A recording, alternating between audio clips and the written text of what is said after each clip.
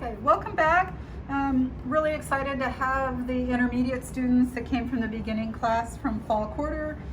You guys all got a chance to learn bezel setting, and something I really like to have my intermediate students do is to understand that bezel setting can work for stones, but there are other things that you can do. And I'm gonna have you guys make a box, and it's going to relate to your bezel setting, but it's going to be the opposite of that. And so when I was in school, we had to make a box to hold our files, and it's out of tubing, and you can hear that beautiful sound. And it came in 3 parts, this tubing, the top, the bottom, and then what I call the bezel that fits on the inside. And then soldering a base on both tops and bottoms. I'm going to have all you guys cut your tubing all about the same, but what you're going to then get to do is design something off the top so that you can make a handle for it or a finial or something like that. But I think this is going to gear us back up into soldering and having some really good success. This is another one I did out of really heavy gauge copper pipe. And if you look really closely, you can see what I had to do with my bezel is I had to cut a little bit of it out so that it fit the inside diameter. And so this is very similar to like sizing rings. So I think it's going to be a great project. With this particular tubing that I brought in from my studio, I think your lovely cabochon ring will fit down in there, and we can talk about maybe putting some leather or lining it somehow so that it's a really nice, safe place to keep a ring, and your skills are just gonna get better. So what I'm gonna show you guys how to do is use a tool that is used mostly by plumbers and electricians, and it's called a pipe cutter, and I use them all the time in my studio. This one is a rigid. They're the best tools for pipe cutting and stuff. I hate their posters because they usually have a half-naked girl holding the tool, but it's an amazing tool. So I'm going to show you how to use that, but if you don't have this tool, I'm going to show you how you can actually saw it out with a jeweler's saw. So I have this tubing. I'm going to put it in a vise, lock it in there nice and tight. I'm going to take my ruler, and I can't remember what I did here. I think it was 1.25 inches. Because I figured that was the height for my ring that would fit in there. I'm gonna take my ruler. It's always easier to get an accurate measurement if you don't start off the end, but you start one in. So I'm gonna do 1.25 inches, and then I think it was a 1/2 inch top. Okay, so I've got that. And so what's really lovely about these pipe cutters is that they crimp the tube a little bit, but they cut really accurately. So what I'm going to do is I'm going to put this here. This moves back and forth. I have a bigger one for bigger pipe if we need it. And then what you want to do is put the rollers just flat up against this top area, and then you want to go in and you want to kind of line up where you are. And if I really wanted to be accurate, I should probably roll my marks to here. And poor Erin chasing me around. And then the important thing is to make this level here so that when you come in, you don't end up like a corkscrew. So I'm going to tighten that down, and then I'm going to rotate it once, and you can see that it's starting to cut. So I go around once, and then I turn it about 1/8 of a turn, come up around again, tighten it, and it's cutting straight. And I can feel actually the flexing of this tube as I'm cutting it. And so you really do want your tubing to be hard when you cut it. And it's once around, and it pops off. And it's such a lovely sound. We have a little bit of a burr here from the cutter, and we'll use the belt sander to trim that down and make it smooth and not sharp. The other thing you can do is you can take the scraper and you can scrape the inside And this is a time for me to introduce this to you. I use this scraper to get the burrs off of my drill holes, but that's gonna scrape that burr off for me. But I'm still gonna take this to the belt sander because this edge is not perpendicular to the other edge. It's sloped a little bit. And when we put things together, we want a nice tight fit that's there. Okay, the next one I'm gonna do it with a jeweler's saw because I think it's important to know you don't have to have every tool ever made to make jewelry. They're nice to have, but what I like to do is I like to take a piece of tape and I like to wrap it around my pipe so I have something to follow. It's pretty close, right? Mm-hmm. Okay. Yeah, looks good. Okay. Because if I take my saw now and I just start sawing, I can be off a little bit in this distance, and then I'm going to have to throw that part out in the recycle bin and start over. But if I put this tape around here and then I start sawing and then I rotate the tube as I'm going, so I'm going to just get right here and I'm going to come in, and I've got a number 2 saw blade because this is pretty thick. I'm going to saw along like this. And this is how I did mine in undergraduate school because I didn't know about pipe cutters until my brother became a plumber. And he goes, "Why are you not using a pipe cutter?" I said, "Because I didn't know about it." But I can now look down from the side here and see if I've broken through. Can you see that? Is my blade through there yet? Maybe not. Okay. So if I keep doing this, I may end up not having it parallel. So now I'm going to take and I'm going to rotate this. And I'm going to do the same thing again. I'm going to catch right where I was sawing. And yes, this takes longer. But if you don't have a $40 tool, you have your jeweler's saw and your saw blade. So I'm just cutting about 1/6 of the diameter of this at a time, just to break through. And I'm following my tape line.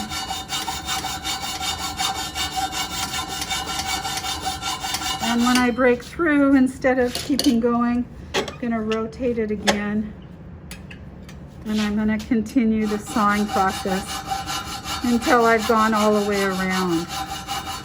And this is going to give me a pretty accurate slice of this tubing.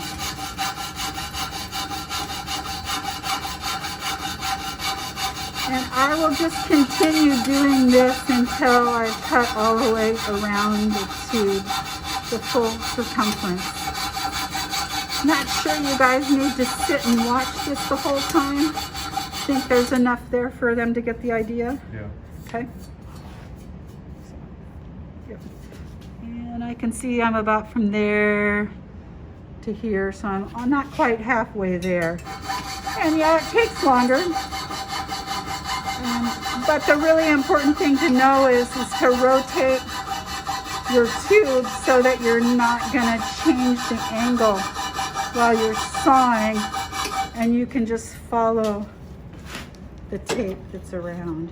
Okay, so I will finish that, and you guys don't have to watch, but put that piece of tape around, get your line, cut, rotate, cut, rotate, cut, rotate, and you'll have a really nice piece cut off. Okay, so the next thing that we want to do is we want to sand these edges down.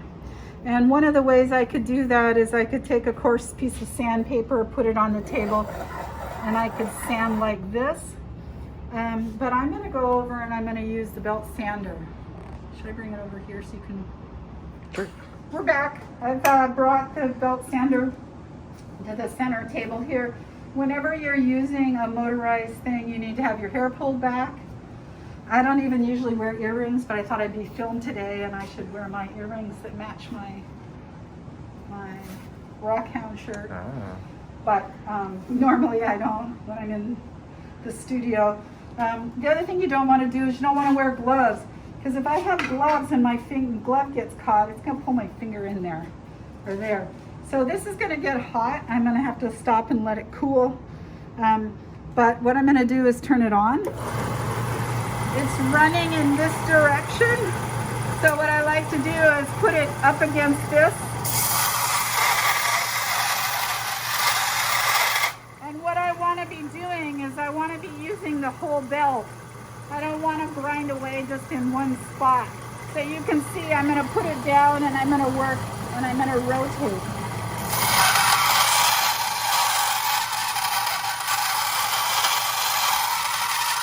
And if the sound really bothers you, earplugs. But can you see now I've got a nice flat edge. I can tell all the way around. Still a little bit of burr that I'll need to take off. I need to do the same thing on this other edge.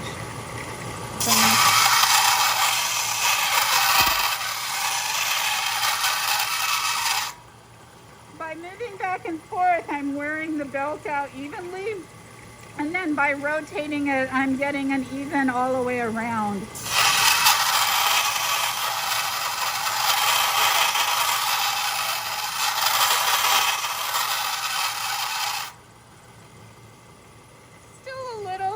Over here, so I'm going to push down a little bit harder on that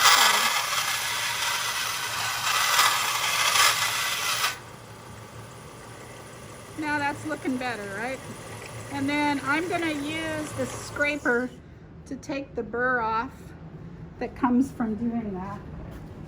And so this is the scraper again. It's a lovely tool. It's got a sharp edge. Just come in and can you see how it just scrapes off the burr?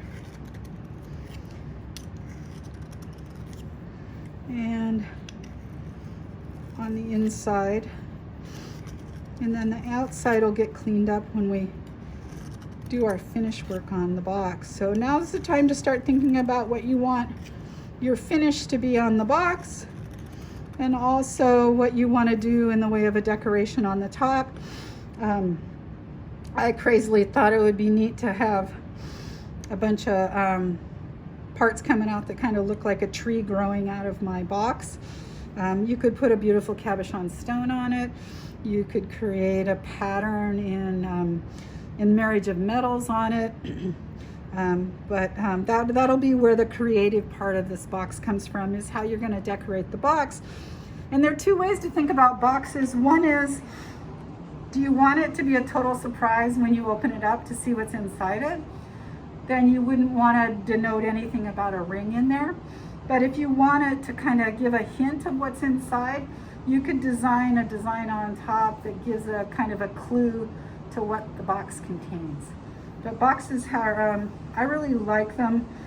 I think that they have a really wonderful history in the jewelry world.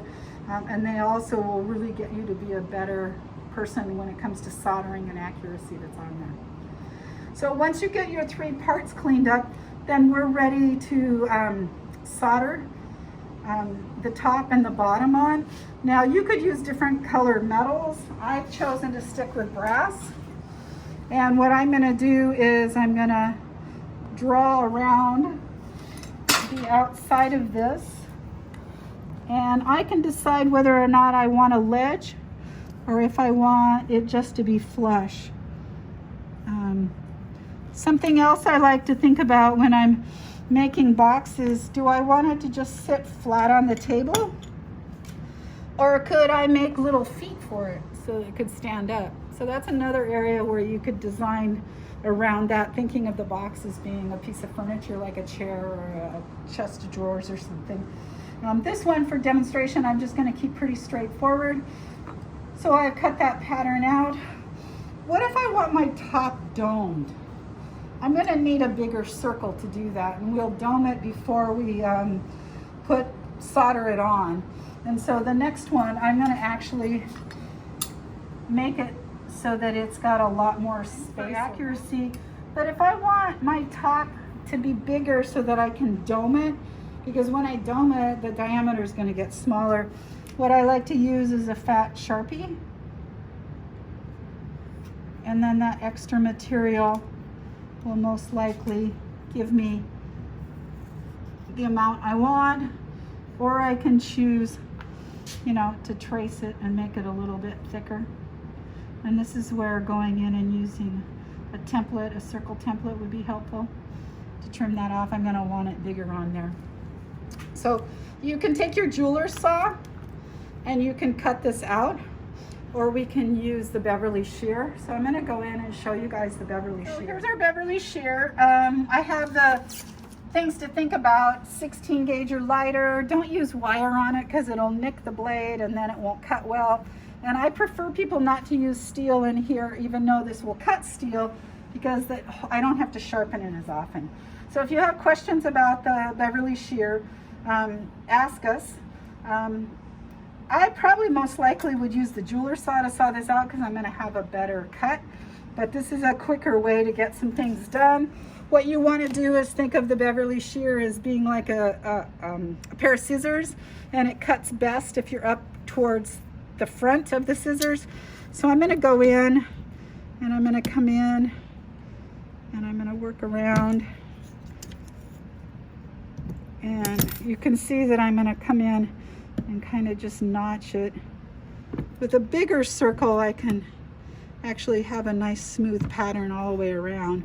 But you can see as I come down, I like to move the blade up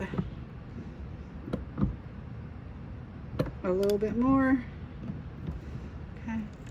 And if I have a little bit of extra on the outside, that's okay, because I'm going to need to put my solder chips on the outside because it'll be easier to clean up than on the inside, right? So remember that when it comes to your bezels. So I'm showing you this is another option, but really a jeweler's saw probably would take a little bit more time but be a whole lot more accurate. I use a Beverly shear in my studio all the time, but I'm usually cutting, you know, 6 to 12 inch discs. This little one's a little bit trickier to rotate and get cut accurately. And then I could true this up on the belt sander, but I'm going to true it up after I get it soldered down. Okay. So, enough around the edge for me to be able to put some solder chips. If I put the solder chips on the inside, I can't clean it up. If I put it on the outside, I've got a really nice clean inside of a box. Make sure you take your scraps, throw them in the scrap bin, and then we'll be ready to solder the bottom on. And I want to show you how we're going to make the bezel fit inside. I've got my bottom. I'll be making the top for my piece here. But for right now, I want to speed things up a little bit by soldering the bottom on while I solder the bezel that fits down inside. So what I got to do now is I've got to take this and I've got to cut it in half, and then I've got to remove some material to get it to fit down inside. So what I like to do is I like to take this and put it in a vise. I like to mark a straight edge, probably a 90-degree angle. I'm at the point where I draw them because I know what it looks like, but if you're new to this, you might want to get a square, and it's not straight, so let me go get the square. Let's see how far I'm off. But this is what's called a T-square, and I can put this up against this edge here and I can line it up, and maybe it's not as bad as I thought. And now what I need to do is I need to cut this open, and then I need to see how much to cut off. And as a mathematician, I could probably take and measure the inside of this diameter and then times it by 3.14, or the radius, and figure it out. But for me, I know I'm gonna need to cut, I'm gonna guess, to make this fit inside here, I'm gonna guess I have to cut away the thickness of the tube twice. So I'm going to actually go back through and cut this much out of it. And what's going to be interesting when I cut this is you're going to watch it spring open. But I'm going to start here.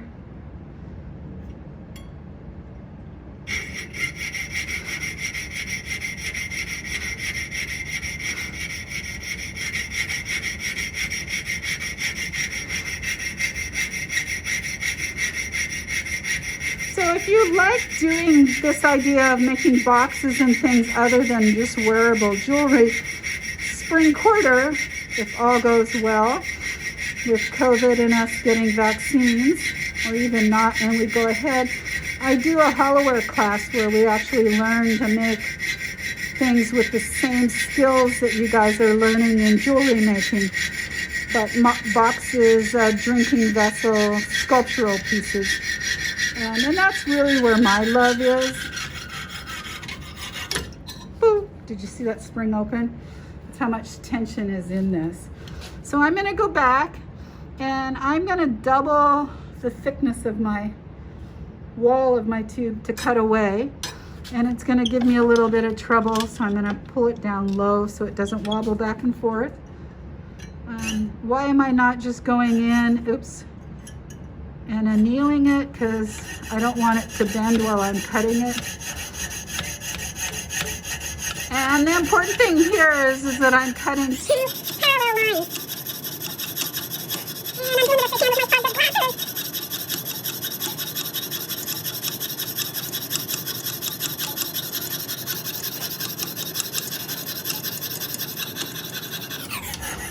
Could I use a hacksaw with this? Yes, but we want better accuracy. So I got a number 2 cut blade. If I had a thicker blade, it might go a little bit faster. But sometimes it's nice to just do repetitive things in our crazy world. Oop, just broke my blade. Perfect thing. And then it's always fun to save the piece and then get an idea of if this is going to fit inside. And I can see I am way off in how much it's going to fit inside there. So I'm going to trim a little bit more.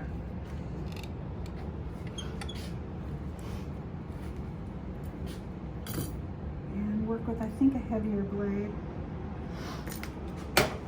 So my brother, the mathematician, would figure it out for me in a second. If you guys are good at math, I know Amy is, you could then not have to saw as many times. But did you kind of get an idea of how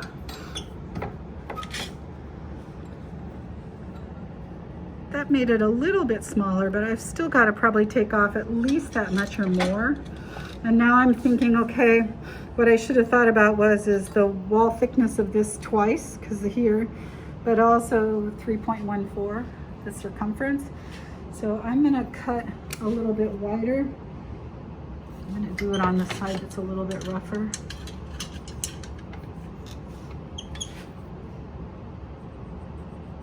And the good news is if I cut too much off, I can stretch it. I don't want to do that, but I can stretch it. And then whoever does this first, when you figure out how much you had to take off, you could be kind to your colleagues in your classroom and tell them how much.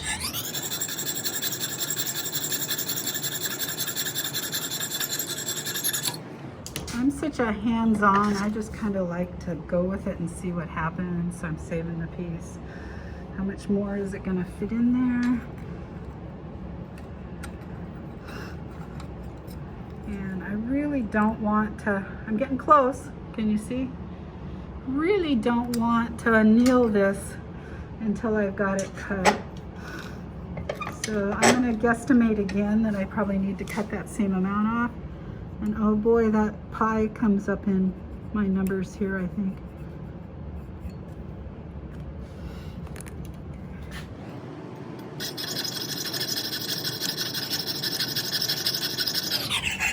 So this is a nice way to make boxes, but this is also what you have to do when you size a ring and you want to make it smaller. But then with a ring, I usually end up wrapping it around a ring mandrel and marking it and then cutting it. It's awful sound here.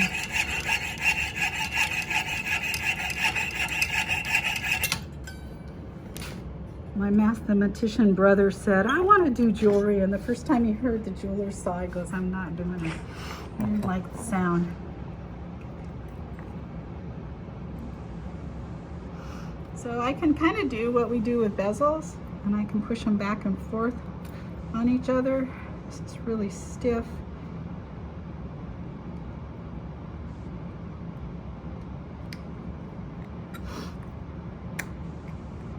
Might be time to see as I try to fit it in here how far away I am from it. And I think Pretty I'm close.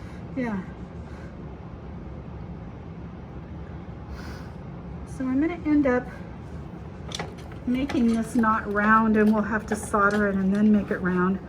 But I'm going to pinch it together like that. Love of Ice. Does lots of good things. So I do want to get this in here before I solder it, because if it's too big, then I'd have to cut it down again. And I'm looking at this, and I don't think it is, because can you see the space there? But Oh, it might be like another millimeter. yep. Okay.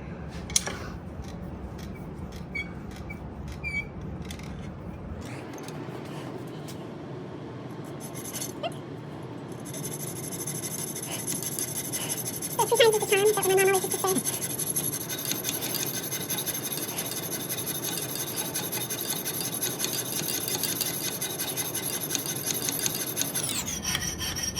So I'm limited on how much of the blade I can use, but my tube or my bezel isn't going to wobble if I keep it down low in the vise. So I'm going to have more accuracy, but it'll be slower. Okay. And I was hoping to keep that other piece. Okay, so let's see.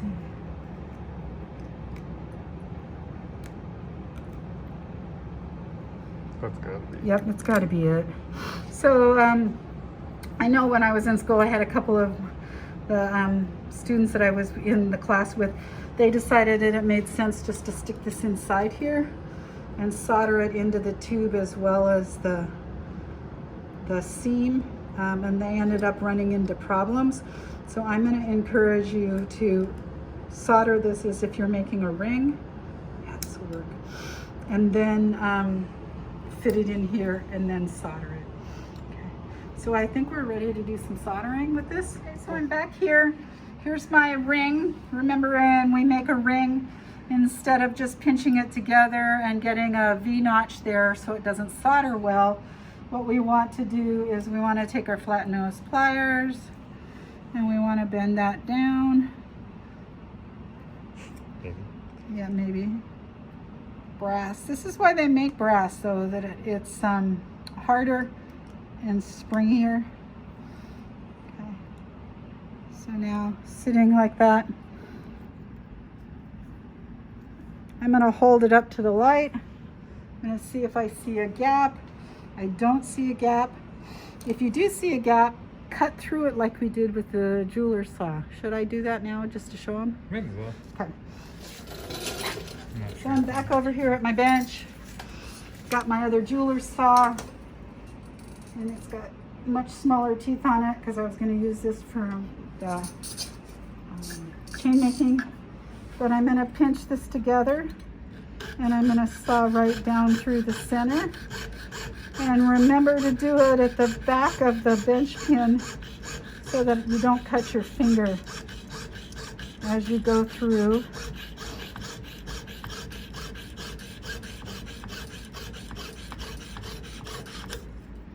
Okay, and now I'm gonna pinch it together and it's fitting much better. And I've cut through it, I got nice clean metal in there, so I don't have to worry about cleaning it up. What I'm gonna do now is I'm gonna take a piece of steel binding wire, It's 20 gauge. Gonna wrap it around here, and I'm gonna make my twist tie right above the seam, and I'm gonna tighten it. And I'm gonna check how everything is, and it's feeling pretty tight. If I need to make it tighter, remember you can grab onto it and put a twist on it, and that snugs it up a little bit more. Okay, so I've got that. I'm gonna set it up here on the screen, put the wires down through there. I'm gonna get my flux, which I bet needs needs mixing up because I haven't used it in a while. And then what temperature solder am I going to use? Of course, I'm going to start with hard solder, just like you did with your bezel. So I'm going to cut myself maybe 3 pieces of hard solder. Remembering that my bezel for a stone is super thin. It's like 26, 28 gauge. I'm working with something here that's more like 18 gauge. So I've got a little bit bigger pieces to work with. I can't believe everything's rusting in the studio. I think it's COVID cleaning. But anyway, I'm gonna take my flux, gonna flux the outside, gonna flux the inside. Why am I doing it on the inside? It's just easier to set up and solder, and I'm gonna have less of a chance of having my binding wire stuck to the project. And I'm only going to put 2 pieces on here because they're pretty big. I saw a really neat thing that somebody showed. She takes her solder and her hard solder, and she takes a black Sharpie all over it.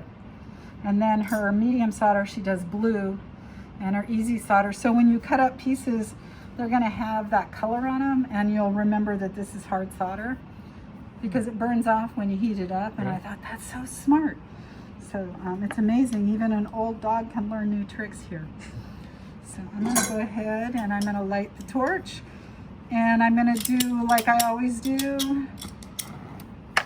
I'm going to go, what type of metals am I using? I'm only using brass, so I don't have to worry about one heating up faster than the other. Thinking about size, it's all one piece. So I'm going to have to heat the whole thing. So I'm going to start from the top, and I'm going to try not to heat the binding wire too much, but I'm starting from the top inside because heat transfers. So the mistake most beginners do is that they go in, my flux is a little wet. I had forgotten yesterday that I added water to it. But most beginners think, well, I'll just go right to the solder joint. But then the heat transfers away and you burn off all your flux, and then the solder doesn't flow. So I always start the opposite end of my solder joint. And you can see I've not heated down where the flux is, but it's already turned white. And so now it's time to come and heat a little farther down towards the seam. I'm going to keep heating the metal till my flux goes clear, and then I'm going to target the joint. And I can't believe I can still say that after all these years. The same old. But that's how you do it. It's gotten clear now. So I'm going to take my torch tip, and I'm going to work right down, back and forth. I'm going to push that piece back over, and now that I'm looking at how small those pieces melted, I am going to add that 3rd piece, because I think that was some solder that I rolled down thinner for our chain making project. And now I'm going to just work right down the seam.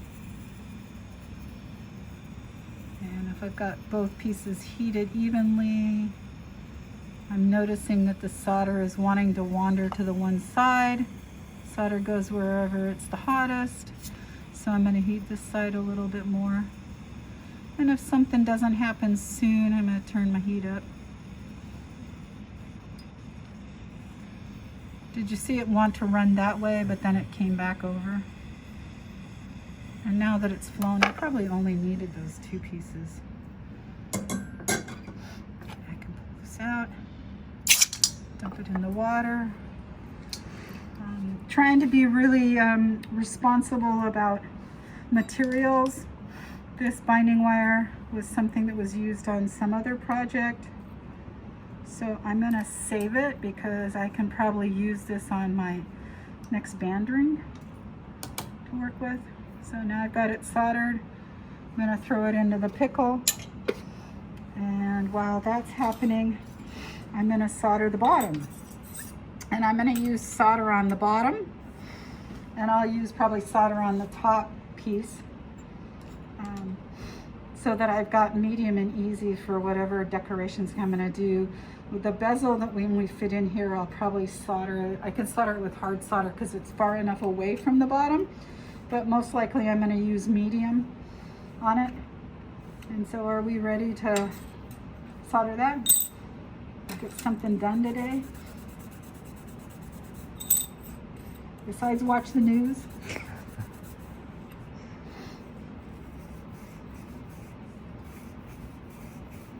So I'm using my Scotch-Brite pad and I'm cleaning up the inside as well as the outside. I've done the bottom.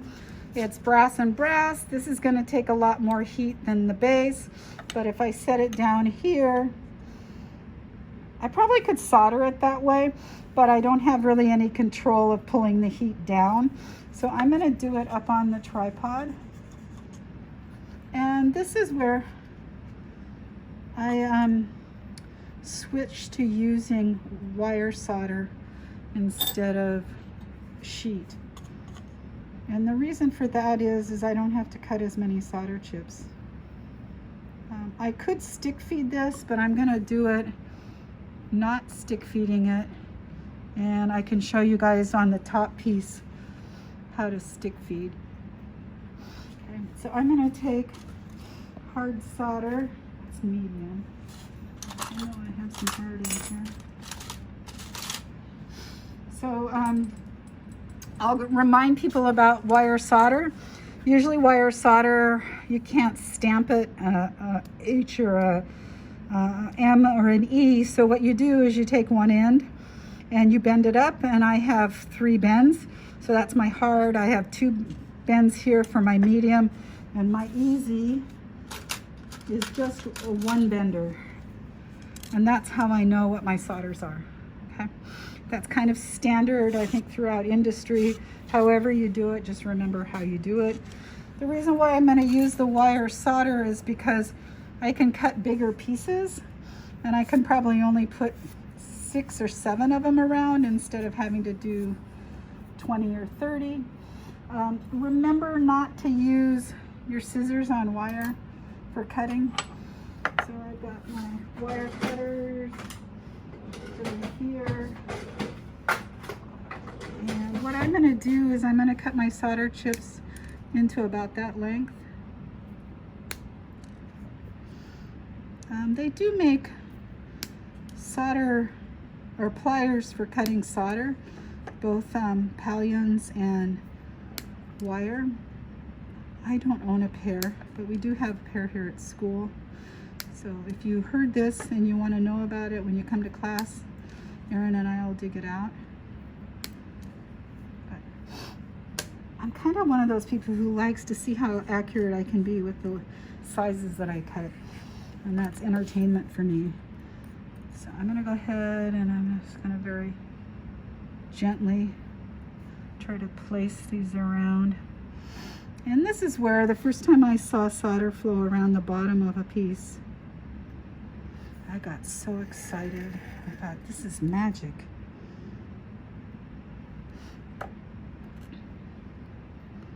And I probably could have left a little bit more of an edge, but I didn't want to take off. I didn't want to have to spend a lot of time taking it off afterwards, because I don't think I'm going to leave a ledge on it.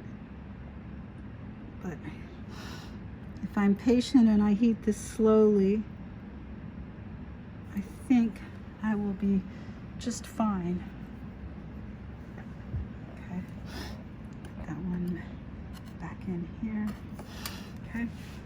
So I'm gonna light my torch. It's gonna be a little bit bigger flame than normal because it's a bigger piece. If I can get it lit.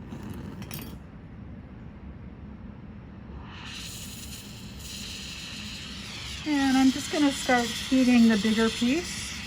Heat rises, so eventually I will be coming down from underneath. But by putting the solder chips on the outside, I'm not gonna have to worry about cleanup on the inside.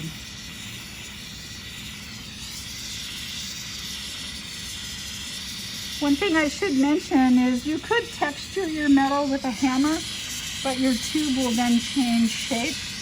And then you could make an oval box out of it or something. But I'm gonna leave this with just a pretty even, consistent surface because I'm gonna probably patina it. Give it a chance. So I'm heating it. The flux is turning white. Heating a little bit on the inside. I'm gonna turn my heat up a little bit more. And I'm gonna come in and I'm gonna start working around. I think I better heat from the bottom a little bit because the flux is turned white on the tube but not on the plate.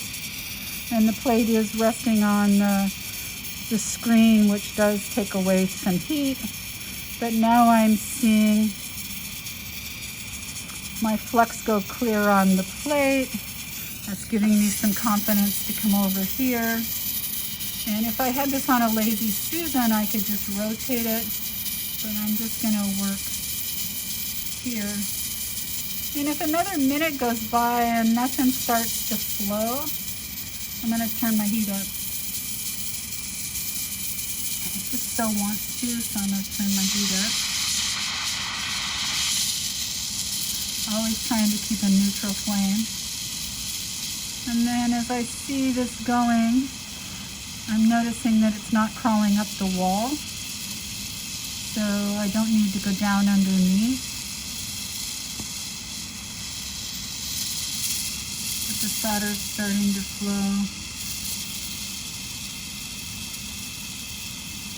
And it's so beautiful. And I'm just gonna work my way around. Kind of focusing a little bit more on the plate.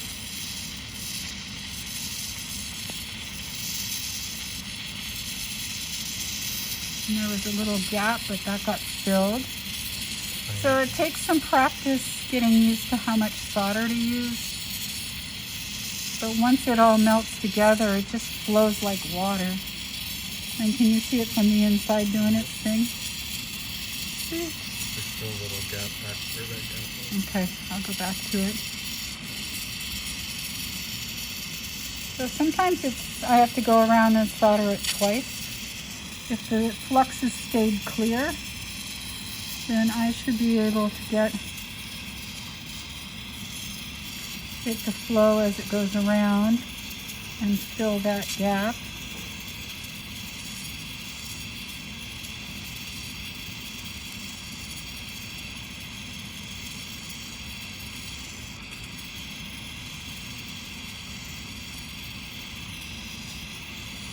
Is that where the gap is? I think so. Okay, so it's a good thing I had one more piece to set there.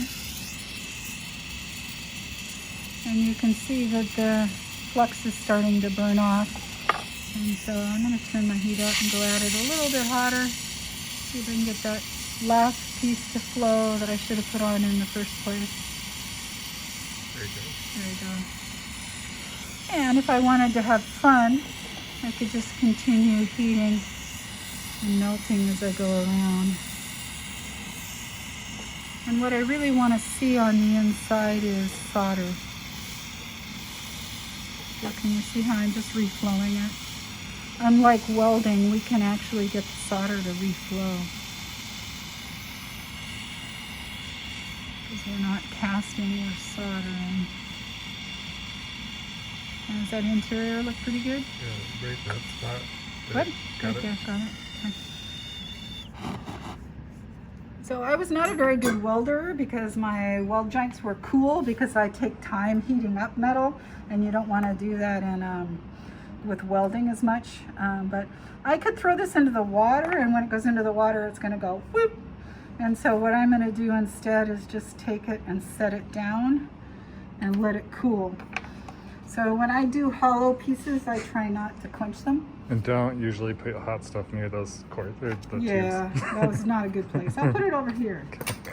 So, and if you don't have a tabletop like this, don't do that. Just leave it on your fireboard. Thank you, Erin. Okay. So that'll cool down. It'll go into the pickle. I'll be able to use a file or the belt sander to grind that edge down.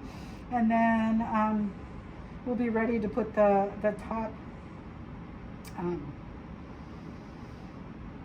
bezel part on the inside. I'm thinking, should I do a dapping on this for these guys? Yeah, they haven't seen dapping yet. Okay, so what I'm going to do is we're going to stop now and I'll quickly cut this out. And I'm going to use probably a jeweler's saw this time. And then I'll come back, we'll anneal this, and I'll show you how I can dap it. And I could dap it so it's domed, or I could dap it as it's concave. Kind of thinking concave today because I feel like the whole world's imploding. Falling in. Yeah. Okay, so I'm back here. I've cut this one a little bit bigger. I used my jeweler's saw. It's still not perfectly round, but that's okay. We'll trim it up. What I want to do is I want to dap it, and I think I want to dap it down in because I may make some cool little things coming out the top in our crazy times. Not sure yet. So what I usually start with is a dapping block. And dapping blocks are wonderful. This is the biggest one, and I'm afraid that when I hammer this, it's gonna wrinkle up because it's got too far to go. So I made for the studio a whole bunch of these wooden blocks. I just turn them on my lathe.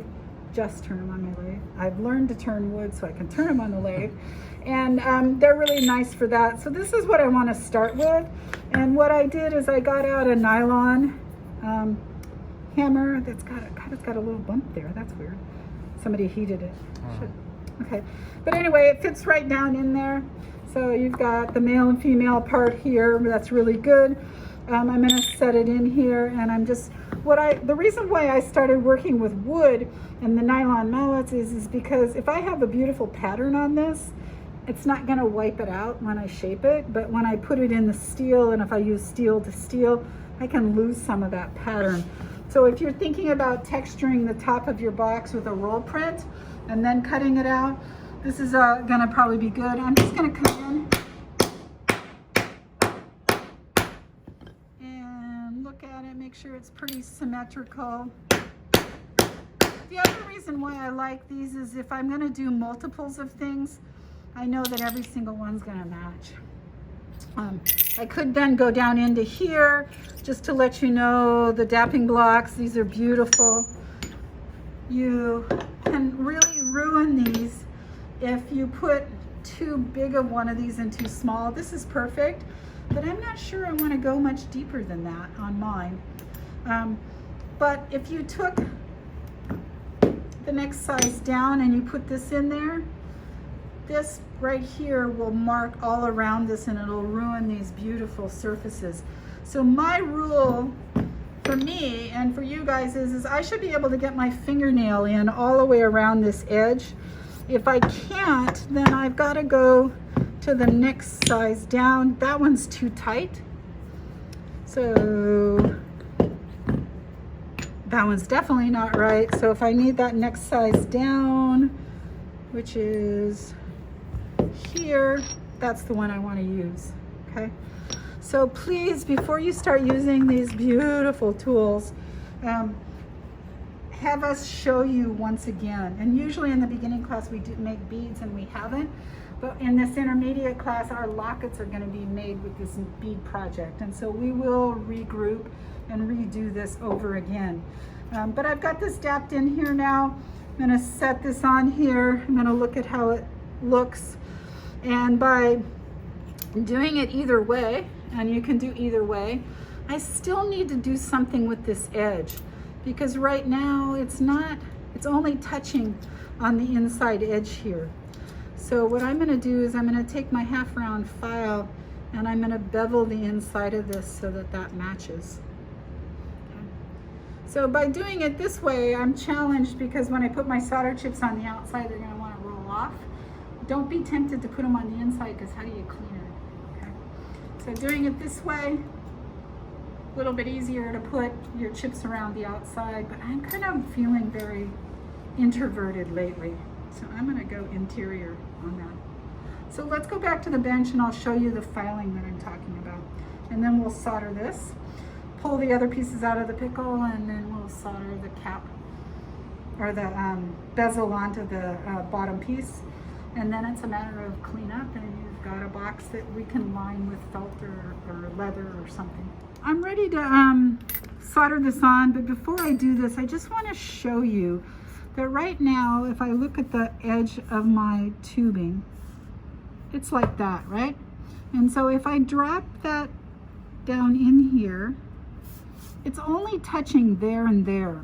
And yeah, it'll solder, but then I'll have a little line there. And maybe I do want a line there, but I don't.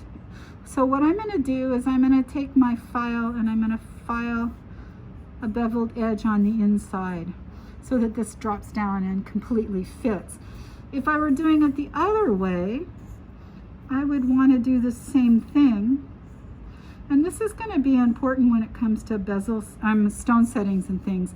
I would need to do the same thing, but I'd have to file it this way. Does that work? Mm-hmm. Okay. So I'm going to take my file, and it's a big half round file, number 2 cut, and I'm just going to set it here.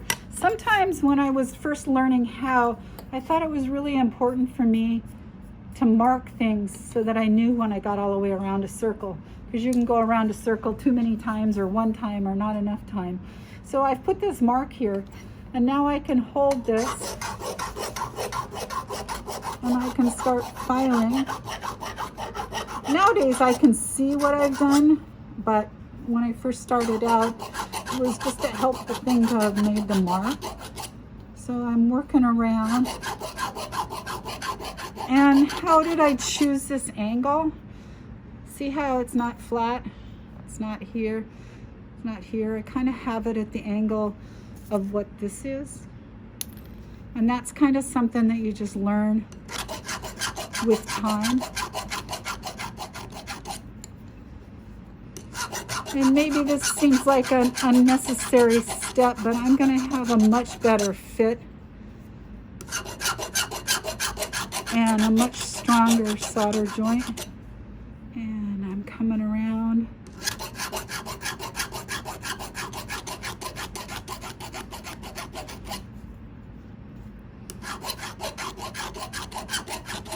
And just a reminder about filing. Basically my elbow and my wrist are stable. The only thing that's moving is my shoulder joint. And then that way I'm not doing this. I'm doing a flat curve that's on it.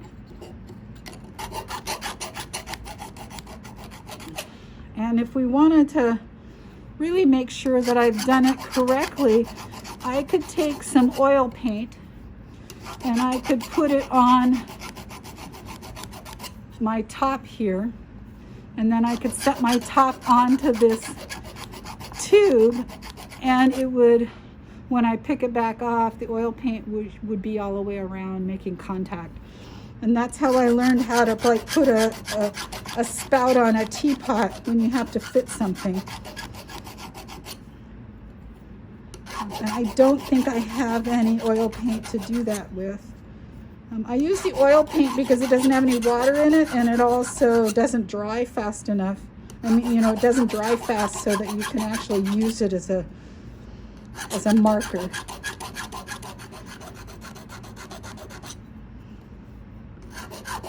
So what I'm looking for now is that my files are to the edge. And now when I set that on there, that I've got a better fit. Does that look pretty good? Mm-hmm. Okay, so now we're ready to solder this. A lot of extra material I can take off or play with. Okay. So I've cleaned the lid and I've cleaned the ring by filing it, right? Now I flexed it, and what I'm going to do now is take my hard solder again, and I'm going to cut some pieces about the same size as before.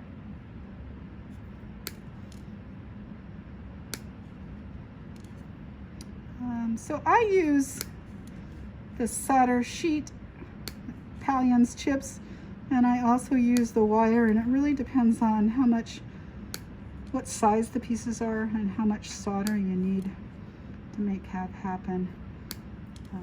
And then a little bit later in the quarter we can talk about stick feeding. So this is the tedious part if you don't stick feed,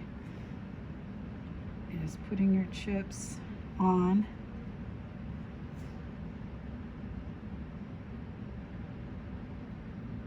And probably a good rule is whatever the width of your chip is space it about that distance to the next one going around. And the reason why we're using the wire solder is that the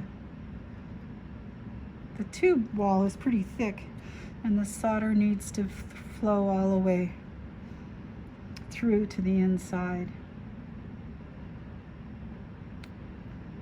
And this is one of those times where it's nice to be working with a round piece, because I don't have to worry about it being right on center, because the dish shape is even all the way around, which is why I kind of wanted people working with the tubing for the first time. But you can also make really cool oval boxes with tubing by cutting the shapes that you need and everything, and then annealing it, and then squashing them to get them into the shape that you want. I don't recommend that for your first project, Phyllis and Fran and everybody, but I can work with you on that. So we're ready to go. Things are clean, the setup is correct, I've got solder on there. It's the only solder joint. It's gonna need some heat, so remember about getting that right flame.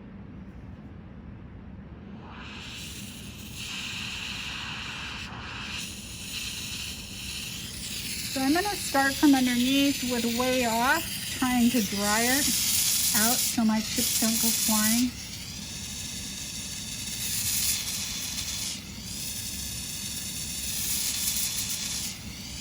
Are they bubbling off? They didn't go too far, but okay. They migrated a little. We're okay. So things are turning white, and they're turning white on both pieces, even though I'm really just heating the sheet. And I know that the sheet is thinner than my thickness of my tube, so I'm going to heat that a little bit. Come back in now because the sheet isn't clear. And then this is a good time to have things to poke back in place. In the beginning, I usually don't show students how to use a solder pick, because I've seen people stick it right through their silver, and that's no fun. Okay, so where did it go? Up. It's telling me that I've got to focus down more then. Oh, it's just going to give me grief today, because now it's going to go the other way.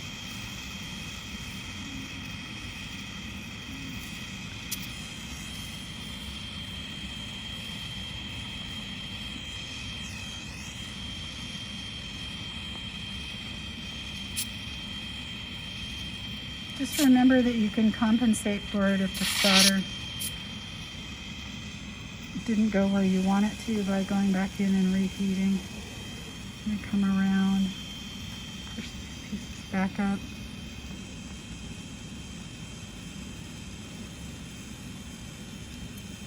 And with bigger pieces, the advantage to it is that by the time you get halfway around, they're pretty evenly heated.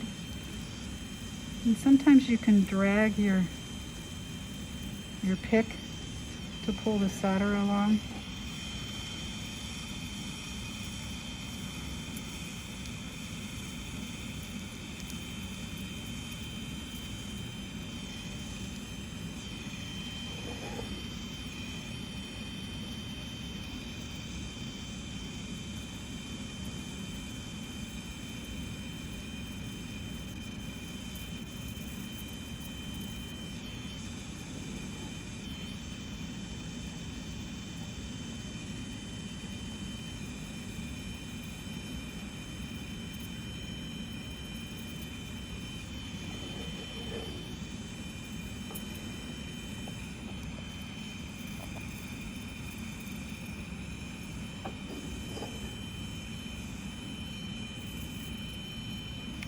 I'm going to go into the inside here, and you have to be careful to not blow it out. But I'm going to see if I can pull some solder through. Did you see how that solder's pulling through?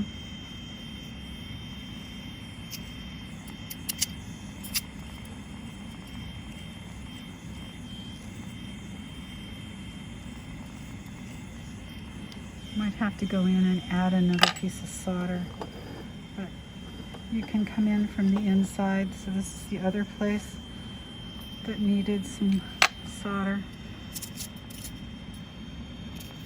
I think I had the right amount. Most of it went down onto the plate. So what I'm going to try to do is pull it over. So from both sides, I'm going to get the solder to flow. Did you see that one? Let's see if we can go back and get that other puppy.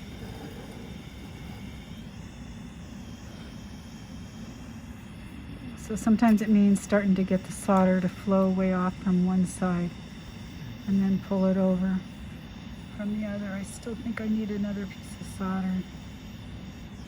Let's see. Okay, so I'm going to hang this right here real quick. I'm going to get one more little piece of solder. I'm going to throw it in there. I can do that because it's not too oxidized. Throw it down in, come back in.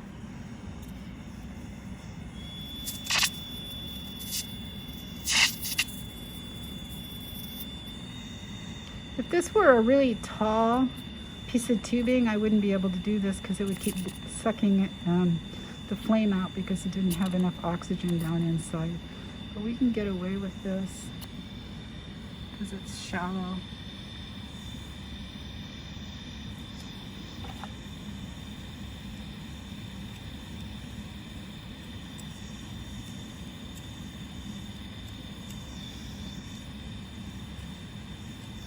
I think I got it. It wasn't perfect. Yep. Welcome back. I've got this tapered mandrel here that needs some help, but I've cleaned up the inside like you would with your bezel for soldering it down onto a plate.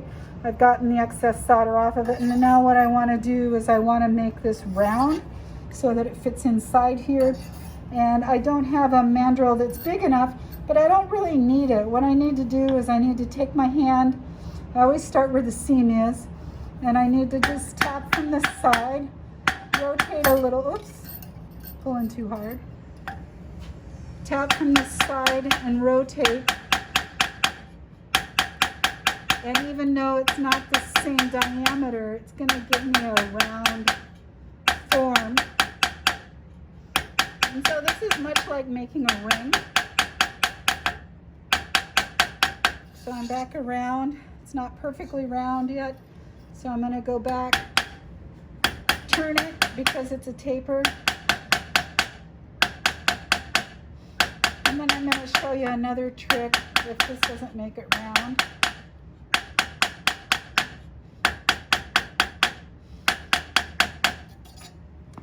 So better, right? But not perfect. I could keep doing that. But the other thing I can do is I can take one of these tools, the dapping tool, and I can just set it right here on the piece of wood with the top and just tap on it a little bit and then turn it over.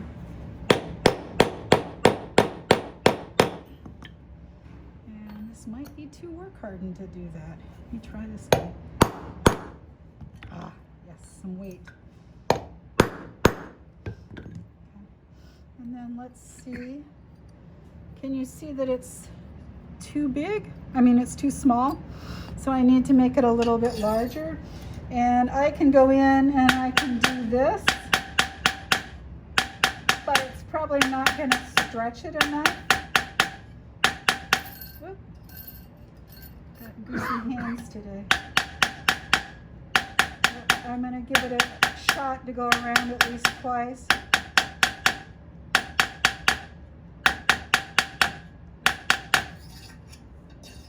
I always just start where the seam is,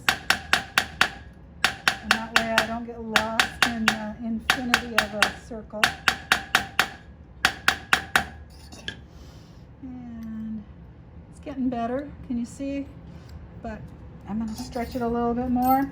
If I can't get it to stretch enough, I would switch to a steel hammer, but I don't really want to put a pattern on it.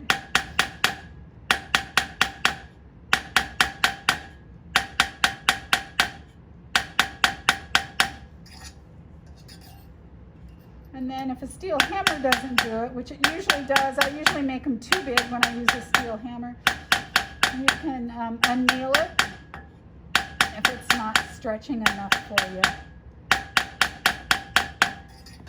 Oops. Still needs to be a little bit bigger because I don't want it to fall down in. So I am going to get a steel hammer. I'll be right back. About planishing hammers. Planishing hammers have a dome, and that dome is for working on a flat surface. If you use the flat side, you're going to get little crescent marks on here, but this flat side is what I'm going to use here, and I'm going to just start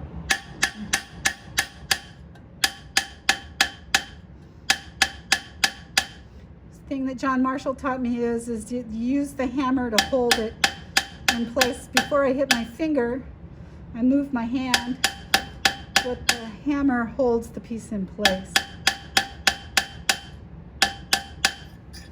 And then I'm going to do it.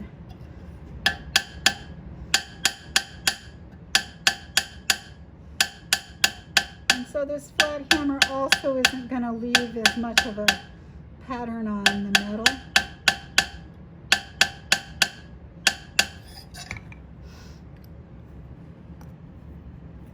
And I could actually do it just a little bit more.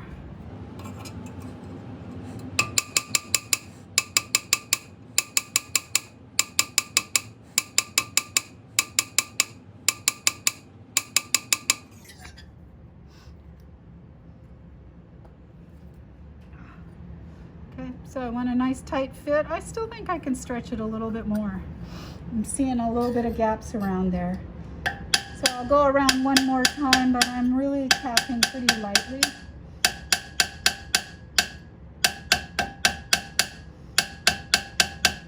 And I need to not taper this because my lid needs to fit on as well, right?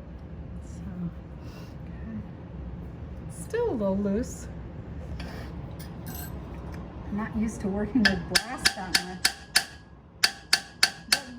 This yellow brass is going to work a lot like sterling. So if you were making a sterling box, it would be more similar than if you were working with copper.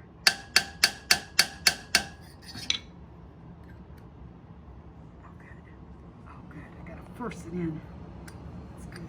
Let's see. I would rather force it in than have it too loose.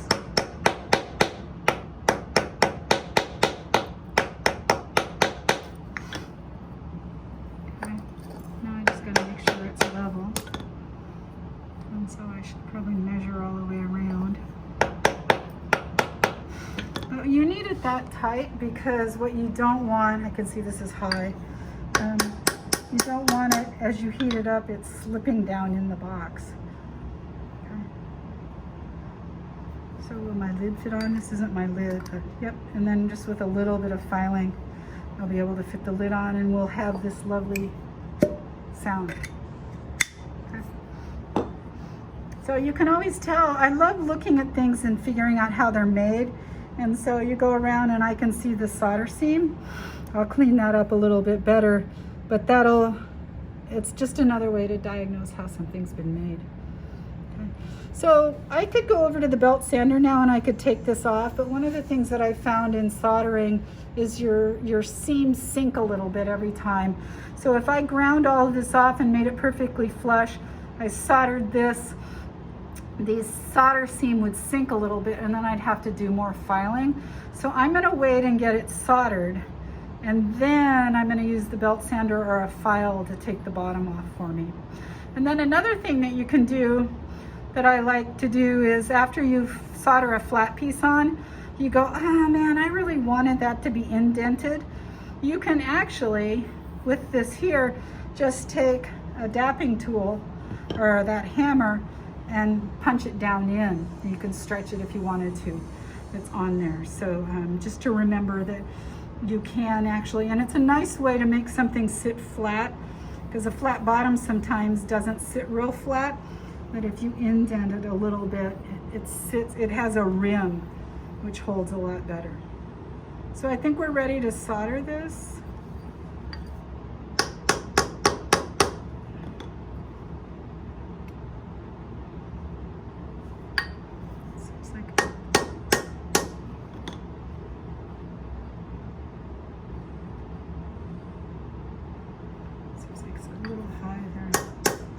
Once again, this would be the thing to do, is to measure it and then go all the way around.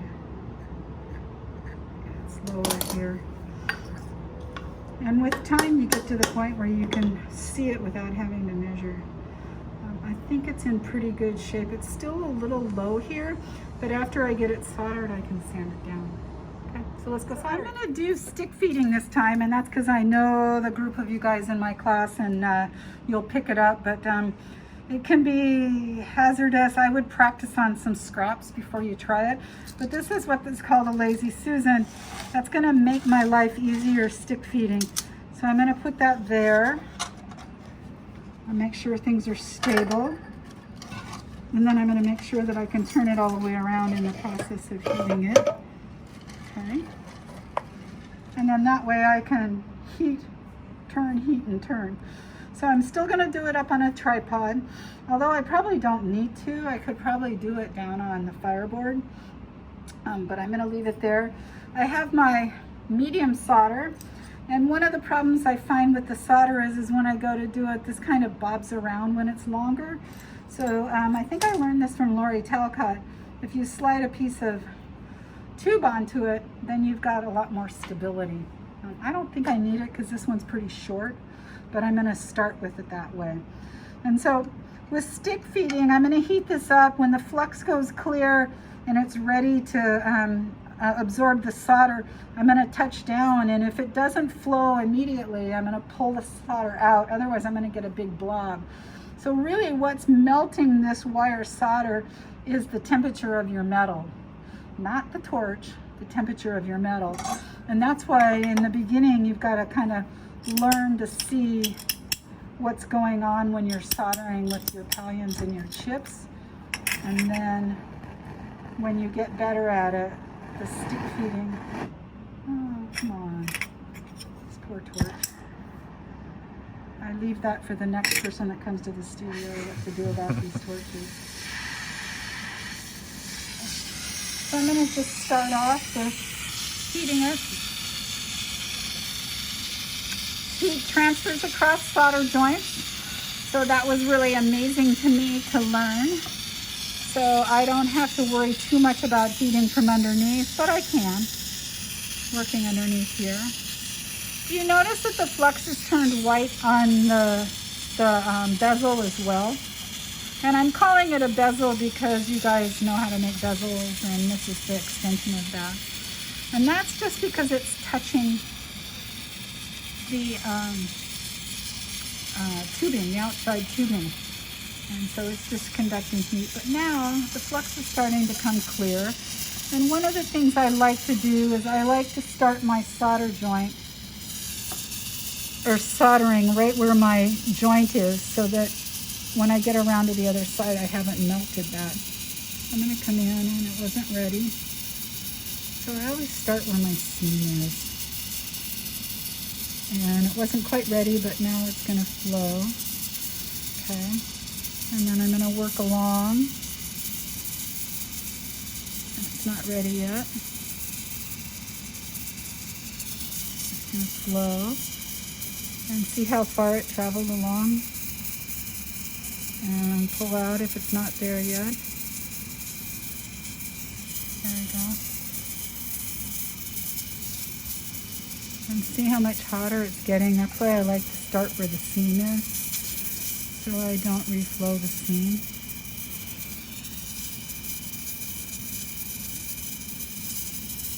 And so I got better at stick feeding once I learned how to oxyacetylene weld. It's kind of the same process.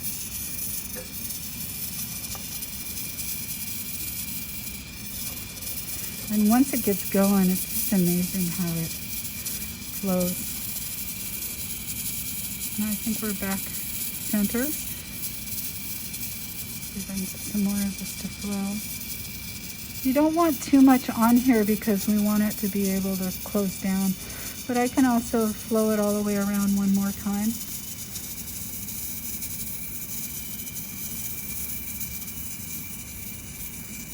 There.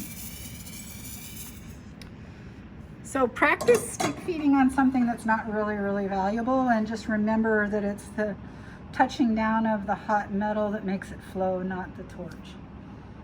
Yay.